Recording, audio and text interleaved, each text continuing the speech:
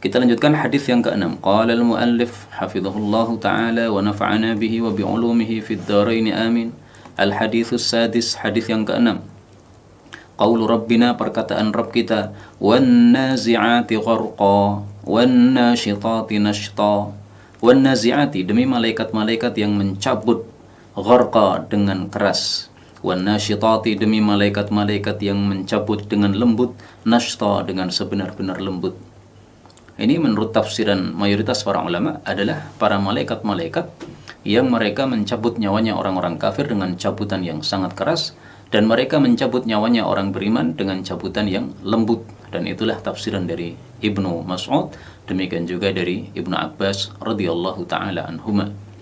Dan Ibnu Mas'ud kita tahu bahwa beliau adalah ahli tafsir nomor 1 di antara para sahabat Nabi sallallahu alaihi wasallam yang usianya agak tua ya. Adapun Ibnu Abbas ini adalah ahli tafsir nomor 1 di antara sahabat Nabi sallallahu alaihi wasallam yang usianya masih muda. Nah, kemudian hadis berikutnya ini menafsirkan bagaimana malaikat mencabut nyawa orang-orang beriman dan juga orang-orang kafir. Anil Bara' ibn Azib radhiyallahu anhu qala, dari Bara' bin Azib dia mengatakan, kharajna, kami telah keluar, ma'a Rasulillahi, bersama Rasulullah sallallahu alaihi wasallam, fi jinazati rajulin. Ini boleh dibaca jinazah, boleh dibaca juga janazah, sama ya. Dalam jenazahnya seorang laki-laki dewasa, minal ansar, dari kalangan sahabat Ansar.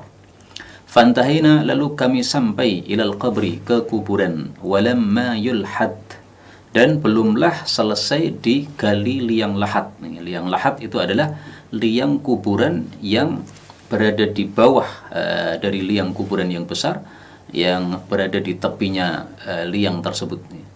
Kalau dibuat di tengahnya liang, itu namanya asyaqqu. Nah, baik liang yang di pinggir yang disebut lahat maupun liang yang di tengah yang disebut asyaqqu, itu disepakati oleh para ulama bahwa dua-duanya boleh.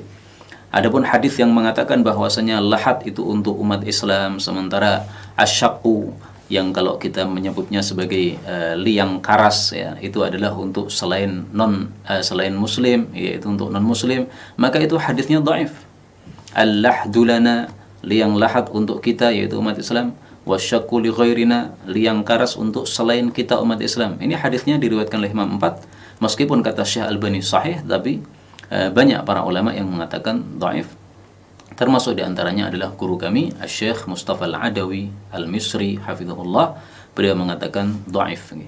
Adapun sebab dhaifnya disebutkan oleh para ulama karena di dalam sanadnya ada rawi bernama Abdul A'la, dia seorang rawi yang dhaif. Baik, kita lanjutkan hadis yang kita baca tadi. Karena ini hadisnya panjang maka saya potong-potong ya. Fajalasa, maka duduklah Rasulullah sallallahu alaihi wasallam, wa jalasna haulahu, dan kami pun duduk di sekitar Nabi sallallahu alaihi wasallam. Ini menunjukkan bolehnya duduk di sekitar kuburan, yang penting tidak di atasnya kuburan. Wa ka'anna, dan seolah-olah, ala ru'usina, di atas kepala-kepala kami, at-tayr, ada burung. Nah, di sini tertulis at-tayru, ini mestinya at-tayra ya, karena sebagai isim dari ka'anna.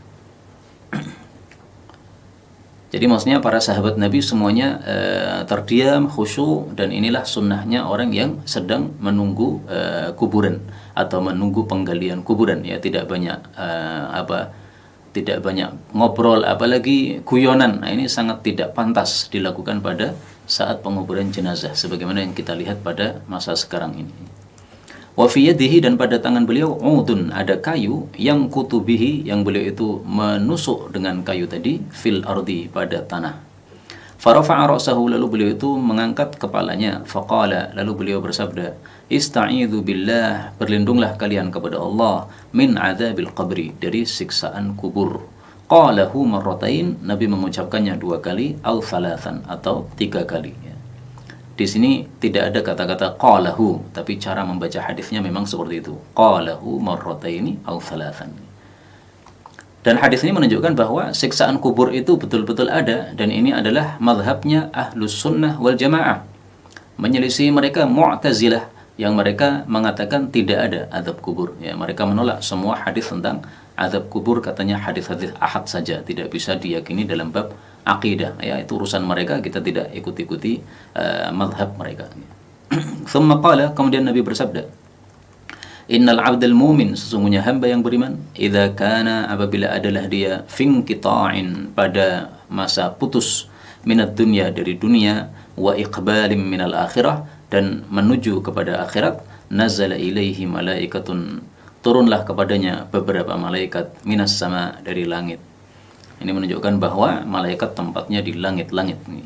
Bidul wujuhi, yang putih-putih wajahnya, ka'anna wujuhahum, seolah-olah wajah mereka asyamsu, adalah matahari.